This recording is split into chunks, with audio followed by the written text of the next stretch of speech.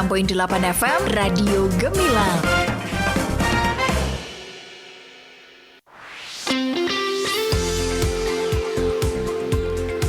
Sembilan 96.8 FM LPPL Radio Gemilang, jendela musik dan informasi. Halo, selamat siang sahabat Gemilang. Kembali lagi siang hari ini Dharma Wijaya menjumpai Anda 12 Agustus 2026. Tentunya di program talk show Jamus Gemilang, Jagongan lan Musyawarah. Selama kurang lebih 1 jam ke depan tentunya kita akan membahas tema-tema atau topik-topik yang sangat luar biasa yang terjadi di seputar Kabupaten Magelang. Dan tentunya untuk kali ini spesial kita akan membahas terkait tema UMKM naik kelas bersama DBHCHT. Dan tentunya di studio Radio Gemilang sudah hadir narasumber yang kali ini akan ngobrol bersama kita sampai sekitar jam 11 siang nanti. Yang pertama langsung kita sapa, ada Pak Dedi Agus Satriawan. Beliau adalah fungsional pemeriksa bea dan cukai ahli pertama pada Bea Cukai Magelang. Selamat siang Pak Dedi. Selamat siang. Sehat hari ini? Sehat. Sehat. Kabarnya gimana? Alhamdulillah hari ini sehat, sudah sarapan, kantongnya juga sehat. Semoga sama Pak Dedi ya. Amin. Amin. Oke. Selain Pak Dedi, dari Bea Cukai Magelang juga ada Pak Dwi Cahyo Setiadi atau Pak Cahyo sebagai pelaksana pemeriksa pada Bea Cukai Magelang. Selamat siang Pak Cahyo. Selamat siang Mas. Sehat hari ini Pak Cahyo? Alhamdulillah sehat. Luar Nama biasa. saya tadi Setiaji Mas. Oh gitu. Memang sering keliru. Oh Setiaji. Setiaji. Oh Setiaji ya. Oke, Setiaji. Boleh. Dwi Cahyo Setiaji. Boleh. Sehat hari ini Pak Cahyo? Alhamdulillah sehat. Sehat. Dari rumah sampai kantor nggak ada kendala, aman, lancar? Aman. Lancar. Oke, terima kasih juga. Dan hadir juga bersama kami 1 minggu yang lalu kita juga ketemu dengan Bapak yang satu ini. Beliau adalah Pak Pujianto, Kepala Bidang UMKM pada Dinas Perdagangan Koperasi Usaha Kecil dan Menengah Kabupaten Magelang. Selamat siang Pak Puji. Selamat siang Mas Dharma dan sahabat Gemilang semua. Sehat hari ini Pak Puji? Alhamdulillah. Alhamdulillah. Selalu smile kalau dengan Pak Puji ya. Iya dong. Iya. Oke, sahabat Gemilang.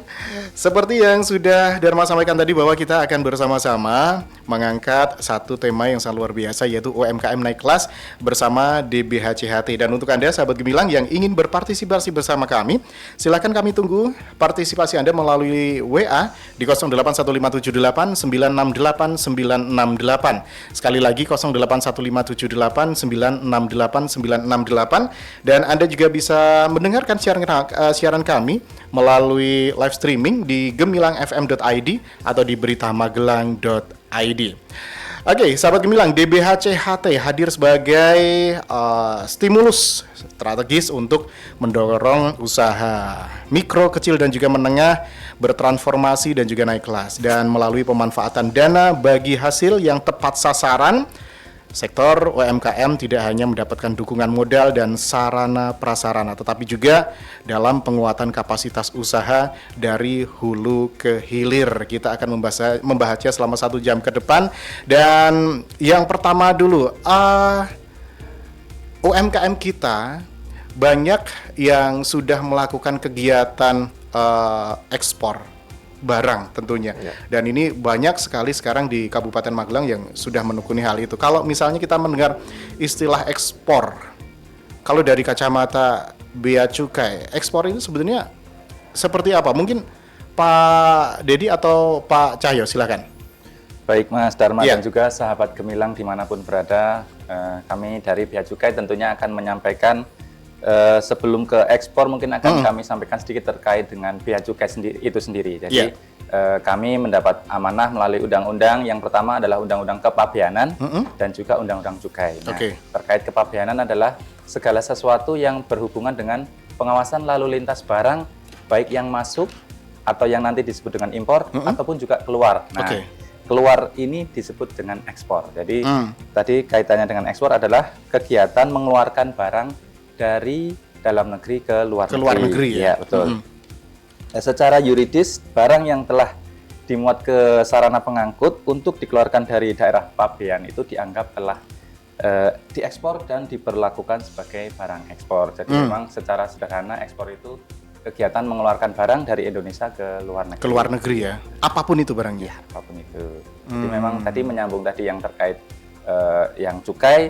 Jadi kalau cukai ternyata adalah dia pungutan negara ya, yang dikenakan terhadap barang-barang yang memiliki sifat atau karakteristik tertentu yang ditetapkan undang-undang yang nantinya kita sebut sebagai barang kena cukai. Gitu.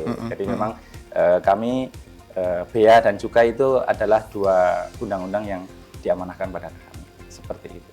Oke, artinya memang ada peran penting bea cukai di sini ya. Betul, di situ peran bea cukai sangat strategis karena berada di perlintasan ya. Kita berada di perbatasan yang mengawasi yang masuk maupun juga yang keluar. Jadi selain itu bea cukai memiliki tugas dan fungsi, salah satunya adalah community protector atau melindungi masyarakat dari apa? Dari peredaran barang berbahaya, barang ilegal. Terus juga kita memiliki fungsi industrial assistant, trade facilitator yang mengasistensi tentunya dari pelaku industri, pelaku usaha dan juga industri dalam negeri untuk meningkatkan daya saingnya terutama di pasar internasional seperti itu. Oke, dan tentunya untuk barang-barang yang akan diekspor ini mereka harus melalui mekanisme-mekanisme yang ada atau bahasanya seperti ini. Mereka harus memiliki legalitas yang harus mereka penuhi ya kan sebagai seorang pengusaha yang ingin melakukan ekspor. Pak Dedi, seperti apa ini? Betul. Ya, untuk melakukan ekspor itu sebenarnya simpel ya. Ekspor itu mudah. Nanti bisa disampaikan Pak Mariono bahwa ekspor itu mudah. Legalitasnya hanya NPWP yang pertama. Itu bisa didapat secara online di www.pajak.go.id. Kemudian yang kedua adalah NIB. NIB ya? Ya, nomor induk berusaha. Itu bisa didapatkan online juga di oss.go.id. Dua persyaratan itu aja yang sebenarnya bisa dijadikan dasar untuk melakukan ekspor. Nah, nanti teman-teman eksportir kalau pengen, Pak ini apakah saya sudah bisa ekspor? Nah, itu bisa nanti dilihat di insw.go.id, itu nanti ada penelusuran, kemudian masukkan NPWP dan nomor NIB-nya. Kalau terekod di situ, berarti kerekod juga langsung nyambung ke sistem kami, yaitu CESA 4.0. Gitu. Oke, berarti yang penting adalah NPWP dan juga NIB. Ya, betul. Dan itu bisa didapatkan di oss.go.id. Oke. NPWP di pajak.go.id. Oke. Pak Marianto dulu mengurusnya mudah nggak, Pak? Ya, selamat siang kawan-kawan. Dalam pengurusan NIB maupun NIK maupun NPWP itu sangat mudah, tidak ada kendala, dan itu sudah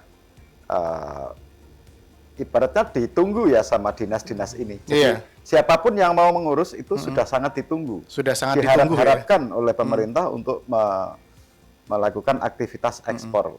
Oke, siap. Kalau tadi Pak Cahyo dan juga Pak Dedi menjelaskan bahwa legalitas yang harus dipenuhi pengusaha yang ingin melakukan ekspor, syaratnya adalah itu, NPWP, NIB. Namun kalau sekarang badan usaha atau perseorangan untuk menjadi seorang eksportir, mungkin seperti itu. Bisa. Apa syaratnya seperti apa, Pak Cahyo atau Pak Dedi? Monggo silakan. Kalau syaratnya sama saja, yaitu NPWP dan NIB. Kadang kalau teman-teman ini pengennya perorangan ya, karena kalau berbadan itu kan berarti ada akun notaris, ada untuk CV minimal ya. Iya. Kalau kami dari Bea Cukai menyarankan lebih baik tuh berbadan hukum. Lebih baik berbadan hukum ya. Karena buyer atau pembeli itu dia tuh sebenarnya juga takut kena scam atau kena penipuan. Iya. Ketika itu berbadan hukum berarti ada legalitas yang lebih tinggi daripada perorangan. Betul. Nah, tapi teman-teman jangan khawatir bahwa Undang-Undang Harmonisasi Peraturan Perpajakan Undang-Undang Nomor 7 Tahun 2021 itu sudah mengakomodir tentang adanya badan hukum perorangan. Badan hukum perorangan itu nggak perlu akte notaris. Itu hanya NIB, kemudian nanti dilegalitaskan di Kemenkumham kalau nggak salah, yaitu hanya membayar registrasi 50.000. Artinya itu tidak harus badan usaha, perorangan pun bisa? Bisa, perorangan bisa. Nah, perorangan ya tergantung nanti bayarnya. Ini perorangan legalitasnya tapi kan bayar tetap worry juga. Betul. Betul. Sebenarnya kalau mereka hand carry kalau kita naik pesawat di tenteng itu kan sebenarnya sudah ekspor juga. Oke. Sudah ekspor, membawa oleh-oleh kepada Iya. sanak saudara atau pekerja migran kita itu kan yang ke luar negeri sudah. Tapi kan di situ kita tidak bisa mencatat neraca perdagangan. Betul. Berapa sih devisa kita yang keluar, devisa yang masuk? Yang Karena kan masuk. kami kan setiap bulan, setiap tahun itu kan akan ada namanya neraca perdagangan komoditas. Itu semua harus dihitung. Jadi dengan ada neraca itu kita bisa membangun perjanjian dagang dengan negara lain. Kalau kita levelnya lebih tinggi devisanya, mereka akan tunduk kepada kita biasanya gitu. Itu kan Goalnya ke situ ya? Iya, betul. Oke, Pak Cahyo mau menambahkan? Ya, jadi terkait tadi perdagangan antara bilateral mungkin atau multilateral. Jadi memang tadi ada salah satu keuntungannya di situ jika ada perjanjian kaitannya dengan tarif preferensi. Jadi ketika Indonesia memiliki kerjasama bilateral ataupun juga multilateral, dengan menggunakan tarif preferensi tersebut, biaya masuk di negara sana bisa 0%. Jadi bisa 0%? Ya, skema seperti itu bisa didapatkan. Gitu. Oke, luar biasa. Pak Cahyo, Pak Dedi. Artinya mungkin sahabat Gemilang juga banyak yang belum tahu bahwa kayaknya kalau mau ekspor itu syaratnya wangel tenan gitu. Padahal setelah kita tahu, setelah ada penjelasan dari Pak Cahyo dan juga Pak Dedi, ternyata syaratnya cukup mudah ya. Bahkan ini sudah dinanti-nanti ya. Ayo, sangat gitu. mudah. Sangat mudah ya. Oke. Betul, sangat mudah sekali. Bahwa kami kan sebenarnya ingin meningkatkan devisa ekspor. Iya. Jadi kita jemput bola lah. Jemput bola. Pelaku usaha yang kira-kira potensi ekspornya ada. Seperti kalau Pak Mariono kan sudah ekspor berkali-kali. Iya. Kami juga mendekat ke Pak Mariono. Apakah ada kendala? Kalau ada kendala, kami akan segera menyelesaikannya. Itu ya. Iya. Oke, biasanya tujuannya mendekat itu untuk berusaha membantu, tapi kadang-kadang juga salah persepsi terlebih dahulu ya. Betul, itu kadang iya. Oke, luar biasa. Dan tentunya dengan kemudahan-kemudahan fasilitas yang diberikan ini, harapannya sih bisa mengangkat benar-benar UMKM ini semakin naik kelas gitu kan. Nah, kalau di tahun 2026 ini sebenarnya bagaimana kondisi atau gambaran umum UMKM yang ada di Kabupaten Magelang? Kalau ini saya mintakan pada Pak Pujianto, Kepala Bidang UMKM. Monggo Pak Pujianto. Baik, Mas Dharma. Jadi kalau kita bicara UMKM di Kabupaten Magelang itu kita bicara jumlahnya. Iya. Jumlahnya kita kalau pendataan terakhir itu ada 104.000 UMKM di Kabupaten Magelang dan mereka di berbagai sektor ya. Iya. Ada kuliner, ada kerajinan, ada jasa, ada perdagangan begitu ya. Jadi macam-macam. Nah, itu jumlahnya segitu, 104.000 itu. Nah, kemudian kalau kita bicara kondisinya gitu ya. Memang kita akui sebagian besar UMKM kita itu masih istilahnya masih dikelola dengan manajemen tradisional ya. Iya. Jadi ya cari bahan baku sendiri, ya kerja sendiri dengan keluarganya, kadang juga pemasaran sendiri semua tradisional. Tradisional. Ada beberapa emang yang mungkin sudah seperti Pak Marianto ini yang sudah bisa manajemennya rapi, bagus gitu, bisa ekspor gitu, tapi sebagian besar ya masih tradisional. Dan ini yang sedang kita dorong. Jadi UMKM kita ini supaya naik kelas. Jadi dari manajemen tradisional ini menjadi manajemen yang lebih profesional. Lebih profesional. Kemudian nanti bisa go digital, go ekspor, dan produknya juga lebih berkualitas itu. Karena itu yang sudah kita dorong. Artinya secara manajemen juga tertata profesional, produknya juga berkualitas. Betul. Oke. Itu yang kita dorong sekarang. Pak Puji, bisa digambarkan mungkin ya UMKM unggulan di Kabupaten Magelang yang saat ini memang sudah menyentuh pasaran luar negeri itu seperti apa? Mungkin ada cerita-cerita dari UMKM yang memang sudah naik kelas, Pak Puji, silakan. Iya, dari UMKM kita di Kabupaten Magelang ini memang sudah ada beberapa yang sudah naik kelas ya, yang sudah diakui dunia kualitasnya. Terutama yang batu ini, karena batu ini kan memang spesifik hanya ada di Magelang, batu andesit kita ini. Anugerah alam itu, Pak. Anugerah alam luar biasa. Iya, luar biasa. Kita punya Merapi ini luar biasa batu ini, dan hanya ada di Magelang batu andesit kita ini. Jadi di bagian manapun dunia nggak ada yang seperti di Magelang ini batunya. Makanya kemudian ini menjadi salah satu unggulan di kita. Produk-produk batu ini sudah banyak diekspor. Sejak tahun 70-an sudah 70-an. ekspor, bahkan yang di Bali, di luar negeri. Itu banyak yang batunya dari sini, dari Magelang.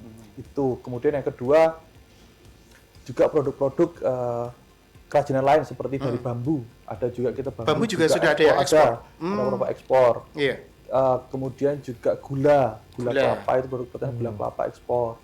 Produk pertanian juga ada kopi, kita juga sudah ekspor. Iya. Ekspor. Kemudian olahan-olahan singkong, kita juga ekspor, sama herbal.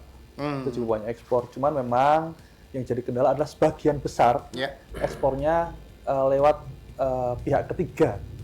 Jadi lewat trader istilahnya ya. Jadi orang Magelang yang buat, yang ekspor sana pihak ketiganya. Pihak ketiganya. Dan harganya nanti jauh sekali. Iya. Dari yang di sini misalnya katakanlah 60.000, di sana jualnya bisa 400.000, 500.000 dijual tradernya. Jadi itu yang jadi kendala kita. Jadi kita punya potensinya luar biasa ini bisa diekspor, cuman ya itu karena ketidaktahuan. Sebenarnya karena ketidaktahuan akan proses ekspornya, dokumentasi seperti apa. Nah, kemudian mereka memilih lebih gampang lewat trader. Nggak mau repot mungkin. Nggak mau repot itu, sehingga marginnya jadi kecil. Nah, ini yang jadi ini kita nanti mungkin kita ada Bea Cukai. Bagaimana supaya menciptakan banyak kayak Pak Marianto ini. Iya. Jadi mereka ya punya barang tapi sekaligus menjual ekspor sendiri. Jadi dapat untungnya lebih gede. Iya. Oke, siap. Dari Pak Dedi atau Pak Cahyo, ada cerita terkait teman-teman pelaku usaha yang memang sudah ini? Kalau kami di data kami, emang kami yang inquiry permintaannya tuh yang potensi ekspor ya. Iya. Kami emang dari Pak Kapit tadi kan 104.000 ya. Iya. Wah, itu kan kami terlalu luas. Kami persempit, kami mana yang potensi ekspor. Sebenarnya kami ada 36 yang sudah kami jajakin untuk kami dampingin. Dari 36 tuh yang terbanyak emang di Kabupaten Magelang lah. Yang terbanyak? Iya. Oke. Terbanyak Kabupaten Magelang. Nah, kami itu dari Serumbung itu ada salak. Iya. Salak itu ke Myanmar, kemudian ke Cina. Kalau di Myanmar itu dipakai untuk peribadahan. Iya. Ibadah. Kemudian segula semut, benar Pak, tadi ada itu di daerah Candi Mulyo, itu ke Malaysia. Iya. Kemudian kemarin sudah kirim ke Jepang, sampel Jepang dan Belgia. Kami undangkan kantor pos karena kantor pos ini di bawah kami juga Danantara Group. Nah, itu kemarin mendekat ke kami, baik itu kantor pos, Bank Mandiri, BNI Espora, itu Danantara Group juga mereka ada kewajiban untuk support UMKM. Nah, itu ada rate khusus untuk UMKM. Nah, itu kemudian di Nepal Van Java itu ada daun pakis dan daun ruskus. Itu ekspor ke Jepang. Itu rutin tiap minggu shipment kirim dengan kontainer river. Nah, itu karena itu kan daun yang segar ya. Itu juga permintaan mengakomodir satu buyer itu juga kewalahan. Iya. Nah, kemudian itu Pak Marianto ini juga olahan dari batu. Ini juga favorit. Favorit di Brasil Pak nggih. Brasil. Kemudian Timur Tengah juga ada, kemudian Kapologo, rempah-rempah ada di dekat Palbapang itu sebagai trader itu ekspornya kencang juga ke Cina. Oh, ke Cina? Iya. Di Cina itu dipakai untuk obat herbal dan kosmetik juga. Nah, kemudian olahan singkong itu ke Belanda. Oh, singkong sampai Belanda ya? Keripik singkong. Keripik singkong kita ya? Di Blabak mana? Ambar Tawang. Ambar Tawang. Ya, benar itu kan ada kampung industrinya keripik ya. Betul. Singkong. Nah, itu sudah ada yang tembus ke Belanda. Itu shipment-nya lewat Jakarta itu pihak trader. Nah, kalau benar disampaikan Pak Puji ini PR kami adalah gimana sih teman-teman ini bisa ekspor secara mandiri. Nah, betul. Keuntungannya juga lebih ini ya. Secara mandiri dan kami harapkan seperti Pak Marianto nanti. Iya. Mandiri terus berkelanjutan. Oke. Jangan sekali shipment sudah, tapi berkelanjutan. Nah, setidaknya nanti Pak Marianto ini kalau dilihat dompetnya dolar semua. Jadi kalau lewat trader nanti yang banyak untungnya rata-rata tradernya. Ya. Jadi gimana kami dengan dinas ini mendorong, ayo kita menggerakkan UMKM ini ekspor mandiri. Nanti kami kalau mau cari buyer kita bantu. Pakai aplikasi-aplikasi yang gratis. Oke. Sebelum saya kayaknya sudah tertarik mau ngobrol banyak dengan Pak Marianto, tapi Pak Cahyo dulu. Ada yang mau ditambahkan mungkin Pak Cahyo? Tadi juga ada di Kabupaten Magelang komoditas kerajinan ya. Jadi ada kerajinan laminasi dari kerang, itu juga ada di arah Blondo. Ya. Terus yang favorit juga arang briket ini Mas. Arang briket? Ya, Oke. arang briket dari tempurung kelapa. Itu juga sudah favorit juga ke Timur Tengah. Di Magelang sendiri ada 2 ya Mas. Satu atau 2 yang gitu. Nah, yang saat ini kita asistensi. Terus juga ada yang potensi lagi ada susu ya Mas ya. Olahan susu kambing. Susu ya, kambing dari Muntilan. Ya. Terus kopi, produk kopi juga ada. Nah, ada juga yang olahan dari limbah cangkang rajungan ini Mas. Ini menarik sekali ya. Iya, iya. Jadi, Sumpil ya. Limbah cangkang rajungan itu nanti dicacah, Dicacah, iya kan? nanti untuk bahan pupuk. Nah, itu pasar Jepang itu sangat tinggi gitu. Nah, Buat pupuk. untuk pupuk. Bukan buat cindera mata bukan? Bukan karena Bukan, malah pupuk jadi, jadi lembut gitu. Oke. Di NIB-nya Kabupaten Magelang untuk produksinya memang di daerah pegunungan ya Mas ya. Daerah Kaloran. Kaloran ya. Oke. NIB-nya di NIB Kabupaten Magelang. Iya. Kabupaten Magelang. Oke. Nih sampai waktunya ke Pak Marianto, pemilik CV Anugrah Watu Gede. Pak Marianto, salah satu UMKM yang tadi juga sudah disebutkan oleh Pak Pujianto, oleh Pak Dedi, oleh Pak Cahyo, itu adalah milik Anda, CV Anugrah Watu Gede yang ada di Salam ya Pak ya? Ya. Salamnya mana Pak? Waru. Oh di Waru. Tikungan. Oke. Radio Pop FM. Iya di Waru ya. Oke. Boleh spill ke kami Pak dulu. Awalnya seperti apa sehingga Anda bisa sampai di titik ini bisa ekspor dan apalagi ekspornya sudah mandiri seperti itu. Awalnya seperti apa Pak dulu Pak? Ya, terima kasih. Di awal perjalanan kami penjualan batu itu saya awalnya mencari sendiri ya ke gunung, Oke. memanfaatkan limbah dari penambang pasir. Enggak, awalnya memang langsung sudah ekspor atau Iya. enggak? Belum. Oh belum. Nah, diawali dari itu pengalaman, kemudian setelah mengerti bahwa batu itu ternyata bagus dan layak diekspor, akhirnya kami mencoba untuk menghubungi rekan-rekan yang ada di luar negeri. Nah, setelah lama pengenalan, ditinjaulah ke Magelang dan ternyata memang ada yang mirip dengan di India kan. Oh. Mirip dengan di India. Ternyata Mirip seperti apa Pak? sama. Sama. Ya.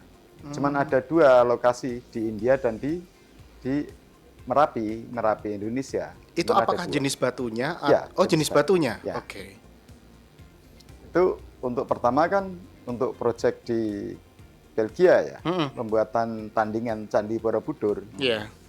Waktu itu melalui tradernya, tradernya saya tidak tahu, tapi saya juga ngesup ke Pak Nyoman kan, waktu itu sangat kuasa jiwa ya. Iya.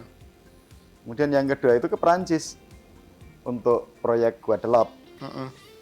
Tapi saya juga waktu itu belum bisa melakukan ekspor mandiri. Belum bisa. Nah, setelah beberapa tahun kemudian vakum dan di tahun 2010 itu saya coba lagi, dapatlah di Legoland, tapi saya juga lagi-lagi tidak bisa ekspor mandiri. Iya. Nah, dapat di Legoland Malaysia itu tidak bisa mandiri, pakai trader PT Trek Jakarta. Kemudian setelah 2010-2011 ya, masuklah ke 2015, itu saya bisa mulai pengembangan. Akhirnya di tahun 2016 sudah bisa sendiri. Itu proyek Singapura ya, Changi 4. Pertama kali tadi bisa ekspor sendiri di mana Pak? Changi 4. Di Changi 4 ya. Changi 4 Singapura. Kemudian lagi ke Prancis dan langsung ke 5 benua. Ke 5 benua. Ya, langsung 2017-2018 ya. 2019 itu atas nama pribadi, jadi tidak pakai atas nama PT ataupun CV. Jadi perorangan. belum punya izin sama sekali, tapi sudah bisa mendapatkan ESKA dan sudah dapat nomor induk kepabeanan. Jadi NIK waktu itu juga dipermudah. Iya. Jadi masalah dokumen itu sangat dipermudah karena memang benar-benar sudah dinantikan. Gitu. Jadi dari pihak instansi atau dinas terkait itu benar-benar dipermudah, tidak ada kendala. Waktu itu ada pernah kendala cuma satu kali di tahun 2017 itu masalahnya di HS Code. HS Code batu itu tidak ada. Waktu itu belum ada yang memaparkan. Cari ke sana kemari nggak ada yang ngasih tahu. Karena benturan terus dengan marmer maupun untuk batu lava ya. Itu benturan terus dengan marmer, batu kapur dan batu lain-lainnya tidak bisa diikutkan ke sana. Tidak bisa masuk. Nah, setelah lama itu akhirnya tahun 2017 puncaknya kenalah NHI. Setelah kena NHI baru waktu itu sah bandarnya atau mungkin kepala bea cukai ya itu Pak Hisamuddin ya itu ngasih tahu, baru dikasih tahu setelah disidang. Tapi tidak dikenakan apa-apa, yang penting barang ini tidak boleh diekspor pulang. Tidak boleh diekspor pulang kan gitu. Harus kena SHI dulu ya. NHI. Oh, NHI ya. Nah, apa itu namanya? Ya, itu. Intinya dicegah gitu aja. Nggak boleh keluar. Nah, setelah itu baru dapat escort yang tepat. Yang tepat. Nah, itu. Jadi 2018 sudah bisa eksis seandainya ada buyer langsung bisa lah semuanya, tidak ada kendala lagi sudah. Di situ. Kemudian di tahun 2021 ya mulai ada pembinaan. 2000 itu ada program pemerintah pembinaan tentang UMKM. Waktu itu belum naik kelas ya, masih pembinaan gitu. Itu juga untuk batu itu dimasukkan ke alokasi dana dari bambu ya, mungkin waktu itu ya pertama kali ya Pak Puji ya. Gitu. Jadi ada pembinaan dan tahulah tata caranya. Dan waktu itu juga kebetulan dari pemerintah diminta untuk migran migrasi per dokumentasinya, surat-suratnya itu diminta untuk migrasi semua. Nah, waktu itulah kemudian kami dari tahun 2021 2 tahun kemudian saya sepakat untuk pindah atau migrasi ke PT Anugrawati Gede. Jadi saya yang perorangan sudah saya tutup untuk tidak lagi berjualan, masuklah ke dunia baru. Itu lebih istilahnya lebih gentleman kalau nampang di dunia kan. Jadi lebih gentleman karena memiliki legalitas yang lebih kuat, ya, lebih terpandang di mata dunia kan gitu. Akhirnya di tahun yang sama itu saya kedatangan tamu dari mana? Dari Brasil, sama dari Jepang ya. Dari Jepang juga. Itu akhirnya beli dan percaya sampai hari ini. Tapi tahun sebelumnya saya juga di awal-awal, waktu tahun 2015 di awal itu, saya juga sebenarnya kedatangan tamu dari 5 negara satu hari. Dalam satu hari? Satu hari. Itu dari 5 negara. Karena percayanya tentang batu, yang ada potensi di Magelang itu batu lava yang mirip dengan di India. Dan setelah dites ternyata yang benar-benar sama. Akhirnya mereka langsung beli. Langsung beli untuk proyek yang pertama di sana itu. Tapi itu masih under name waktu itu. Langsung beli itu dalam bentuk batu? Ya. Belum dipahat? Oh enggak. Sudah dipotong. Oh, sudah dipotong. Ya. Oke. Pak, boleh tanya, dulu terinspirasi di mana? Kenapa batu? Ya, awalnya saya memang saya lahir di Jepara, tentunya makannya sama kayu ya. Tapi tiba-tiba ke Magelang itu kena sabdo Pandiko Rojo. Bapak saya dulu kalau ngomong kan ragilem ngaji arep mangan watu kan gitu. Tiba-tiba saya datang gitu, ke Magelang ini rezekinya batu. Jadi saya ngukir kayu, ordernya batu. Iya. Bikin kerajinan kayu, ordernya batu selalu ya. Awal-awal di tahun 2023 ya kalau tidak salah itu. Waktu itu di NTB itu ada satu pulau yang terbengkelai, kemudian dibeli sama bos saya. Bos saya kebetulan orangnya agak kaya memang, dan terlalu kaya. Itu beli pulau beneran. Yang sekarang mungkin pernah viral sih. Itu pulau saya lupa namanya. Tapi sudah dibeli sama Balestra. Balestra rumahnya di Kaliurang, yang di Kaliurang sini. Balestra itu memang benar-benar orang kaya dia. Itu beli. Jadi saya ngukir, disodorin batu, bikin kerajinan kayu, disodorin batu terus sama Pak Kris, sama Balestra itu. Akhirnya saya memutuskan batu itu harganya di gunung tidak ada, gratis. Tapi kalau benar-benar diekspor, barang Tuhan. Kenapa aku beli harus mahal? Gitu. Jadi akhirnya disitulah aku ke gunung dan aku lihat di sana bercacarlah uang yang banyak. Jadi saya nggak pernah pulang. Ya, jadi saya setiap melihat batu, saya tidak melihat batu, tapi saya lihat itu tumpukan uang. Uang gitu, oke. Ya. Pak, kalau sampai dengan hari ini yang banyak diminati ketika Anda ekspor, itu apa sih Pak yang di tempat Anda? Dan tegel. bagaimana tegel ya? Ya, tegel untuk kolam renang ya. Jadi kebetulan bos saya yang di Brasil itu tim pelaksana pembangunannya Chelsea. Oke. Kontraktor. Ya, Oke. jadi orang Chelsea itu pemain klubnya itu minta apa gitu, dah buatin. Batunya nanti dari PT Anugerah Batu Gede. Iya. Oke, Pak Dedi atau Pak Cahyo, ini kan artinya potensi yang sangat luar biasa nih dari Pak Marianto ini kan. Kemudian sejauh mana dan bagaimana kemudian nanti Bea Cukai mengambil peran dalam mendukung kegiatan ini, Pak Dedi atau Pak Cahyo? Ya, kami Bea Cukai tentunya kami akan support UMKM ini ya, karena UMKM ini kajian Kemenkyu terakhir kami Kementerian Keuangan itu UMKM ini yang paling survive menghadapi COVID-19 kemarin. Iya. Itu kami di Bea Cukai hampir semua Kementerian Keuangan baik pajak maupun teman-teman yang lain itu ada namanya untuk mendorong UMKM. Kami di Pabean di Bea Cukai itu ada namanya klinik ekspor. Klinik ekspor. Ya, monggo silakan teman-teman UMKM kalau berdiskusi tentang impor ekspor, silakan datang ke kantor Bea Cukai. Nah, kalau saya takut Pak kalau ke kantor ya kan. WA aja kami nanti akan meluncur ke lokasi Bapak Ibu karena kami juga ada agen fasilitas namanya.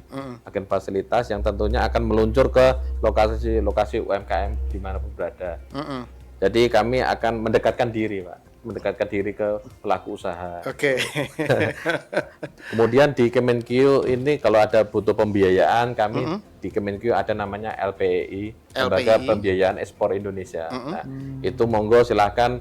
Itu kalau butuh pembiayaan silahkan di situ, nanti mereka akan melklaster, bahkan melakukan edukasi dan pelatihan biasanya itu. Karena Kemenkyu kalau nanti Pak Puji ada TEI Pak ya, bulan Oktober ya, tanggal 14 Oktober itu kami UMKM yang melakukan kurasi adalah LPI, Lembaga Pembiayaan Ekspor Indonesia. Itu ada penunjukan khusus dari Menteri Keuangan. Ya. Kemudian tentunya agen fasilitas dan klinik ekspor di Bea Cukai ini melakukan edukasi, edukasi tentang ekspor itu apa, kemudian sebelum ke ekspor pun kami akan melakukan edukasi tentang gimana sih bikin company produk, company profil, kemudian katalog produk, itu kan semua harus tahu ya kan Mas. Jadi eranya kita kan era digital. Jadi ketika kita dapat bayar yang disebarin itu ya company profil dan katalog produk. Iya.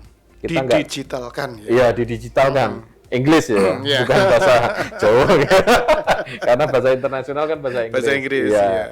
Kemudian itu kalau bisa menyebut HS code tadi yang harmonisasi sistem kode, nah itu kan pengkodean semua barang yang ada di dunia ini dikodein. Ya, jadi kan umpamanya jenengan biasa ini remote. Tapi orang lain kan nyebutnya bukan remote. Tadi itu loh Pak yang buat ngatur TV. Nah, untuk menyamakan persepsi pakailah kode itu. Jadi semua negara bahkan barang yang tak terwujud seperti software, film-film kalau yang diputar di 21 atau apa itu kan impor juga. Tapi kan ngirimnya kan file.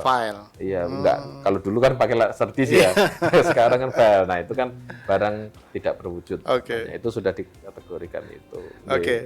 Siap.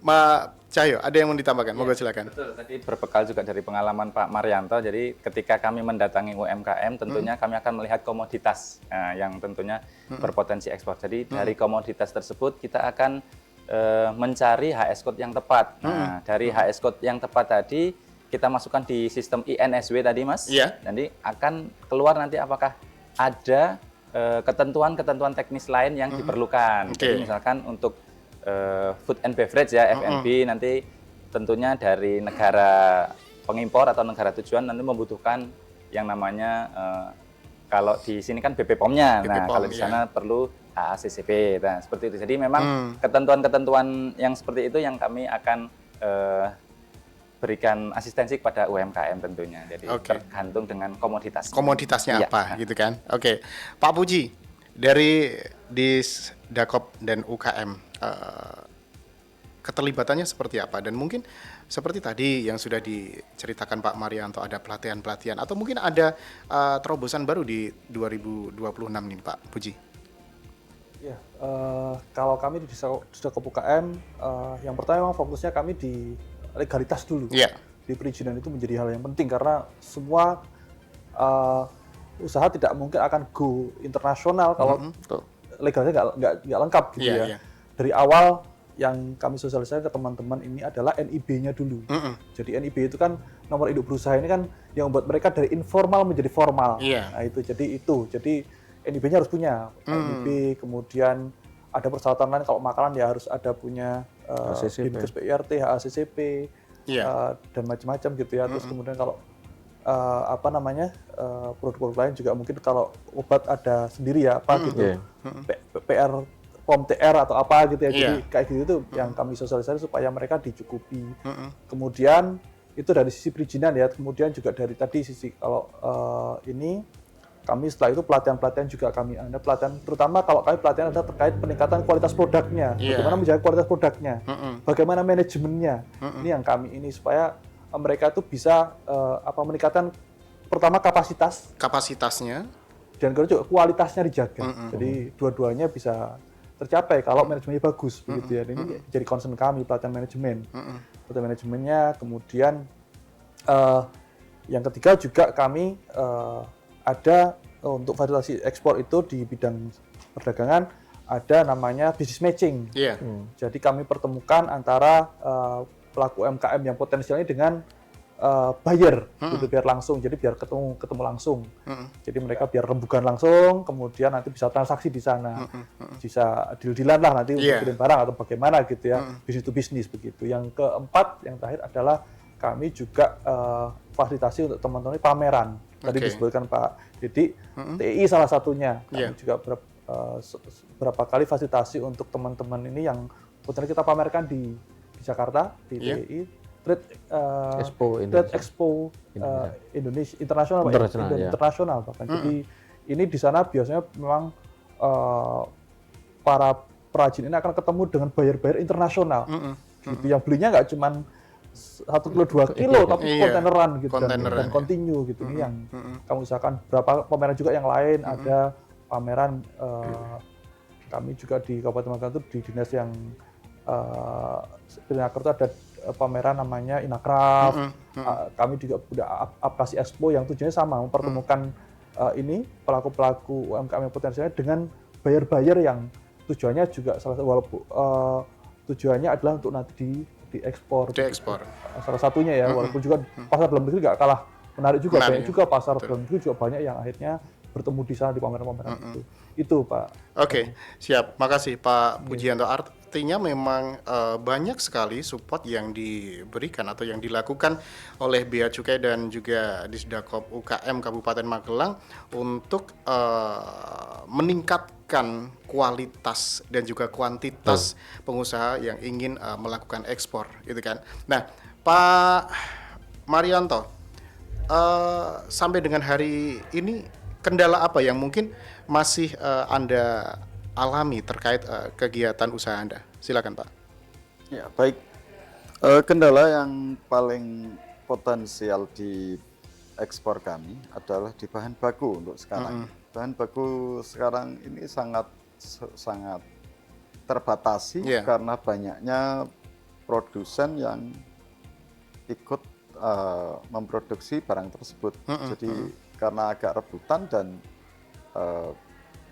terkendala perizinan penambangan ya. Jadi karena kami hanya mengambil sisa-sisa dari penambang pasir, jadi tidak full. Iya. Artinya barang itu tidak tercukupi kadang-kadang. Tapi ya untuk sementara ini masih tercover. Masih tercover. Ya. Biasanya apa yang Anda lakukan ketika memang bahan bakunya tidak Ya tercukupi? harus cari di tempat lain karena Merapi ini sangat luas ya. Mulai dari Kabupaten Boyolali sampai dengan Kabupaten Magelang, Klaten, harus ditelusuri kalau tidak ada di daerah sini ya harus menyusur ke sana juga. Bahasa Jawanya diurek-urek ya. Ya, Iya. harus diurek-urek semua. Iya, semuanya ya. Ya. Oke, Pak Marianto, terima kasih. Nah, kita ke Pak Cahyo. Pak Cahyo, kegiatan yang difasilitasi oleh Bea Cukai ini kan biasanya ada hubungannya dengan DBHJHT, gitu kan. Nah, terkait pengelolaan dana bagi hasil cukai hasil tembakau atau DBHJHT ini kan sesuai dengan aturannya, apakah memang alokasi dana dan juga pemanfaatannya ini bisa digunakan untuk support kegiatan-kegiatan seperti ini? Ya. Monggo, Pak Cahyo. Betul, memang itu termasuk salah satu strategi ya Mas Damar. Jadi terkait dengan penggunaan dana bagi hasil cukai hasil tembakau ini, sebenarnya yang pengelolanya adalah pemerintah daerah. Jadi memang bersinergi dengan Bea Cukai. Sepanjang ketentuannya adalah memenuhi, tentu kami dapat menerimanya. Nah, contohnya adalah pelaksanaan sosialisasi. Ya, melalui kegiatan sosialisasi. Berkoordinasi dengan pemerintah daerah, misalkan Disdakop UKM nih. Nah, silakan misalkan dengan peserta ya, pesertanya dipilih dari pelaku usaha atau UMKM. Nah, di situ tentunya kami akan melaksanakan yang pertama ketentuan cukai terlebih dahulu. Nanti akan kemudian materi berikutnya terkait dengan UMKM. Jadi kami bisa memfasilitasinya seperti itu. Jadi mungkin termasuk strategi lah ya. Strategi ya. Pak Dedi, ada yang mau ditambahkan Pak Dedi? Ya, betul yang ditambahkan Pak Cahyo tadi ya. Jadi satu kegiatan dua output. Kami menyebutkan ya kan. Sosialisasi nanti dari Dinas Perdagangan dan UKM tentunya kan membawai UMKM ya, Pak, ya. Jadi nanti kalau kita pengen dorong UMKM go ekspor ya kami akan minta ini kalau audiensnya pesertanya ini UMKM yang potensi ekspor Pak.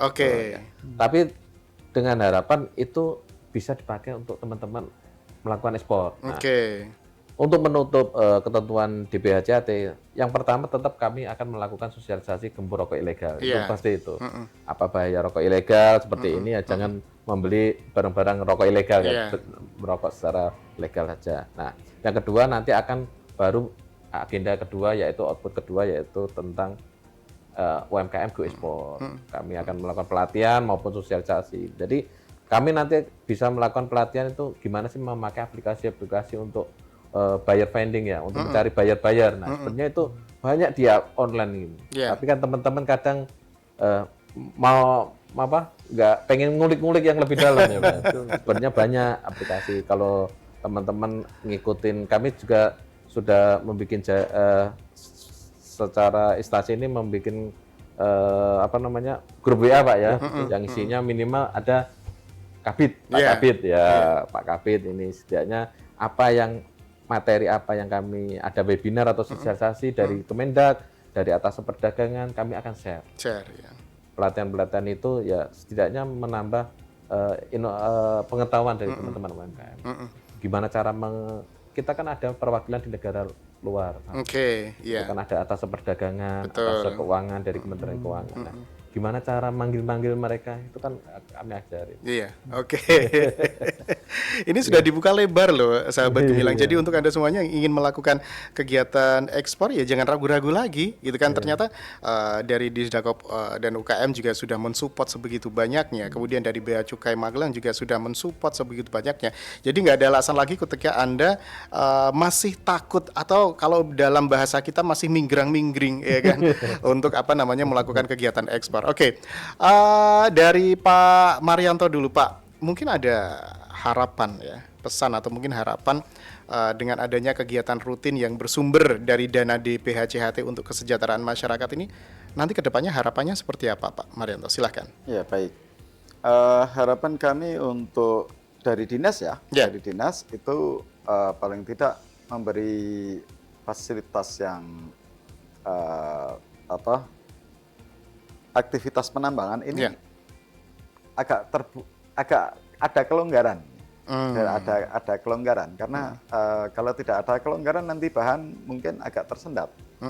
Karena mungkin dari pengampu kebijakan untuk mengeluarkan surat penambangan rakyat mungkin itu perlu ditata kembali ya, perlu ditata kembali karena kalau kemarin kan kayaknya sempat tidak ada ya Pak Puji ya.